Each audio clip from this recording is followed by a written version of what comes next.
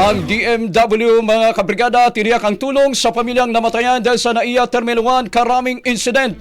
Kita niyo nag-report, Brigada Sheila Matibag, i-brigada mo! Brigada Live Report.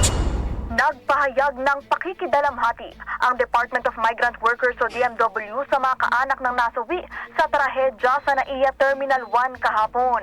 Dahil sa pagsagasa ng isang SUV, patay ang 4 na taong gulang na anak ng isang overseas Filipino worker at sugatan din ang ina nito maging ang ilang iba pa. Sa pagtulong, nagpahayag ng pakikidalamhati ang Department of Migrant Workers o DMW sa mga kaanak ng nasawi sa trahedya sa NAIA Terminal 1 kahapon.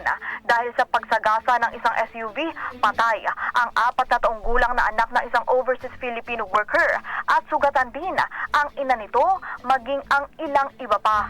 Sa pagtulungan ng DMW at Overseas Workers Welfare Administration o OWA kasama ang Department of Transportation o DOTR at New NAIA Infra Corporation, tinitiyak na ang kinakailangang tulong at suporta ng kanilang pamilya. Handa rin umalalay ang DMW sa OFW pagdating sa pagpapaliwanag ng nangyari sa kanyang overseas employer. Sa huli, nakiisa ang ahensya sa pamilyang namatayan sa panawagan at paghingi ng hustisya sa nangyaring trahedya.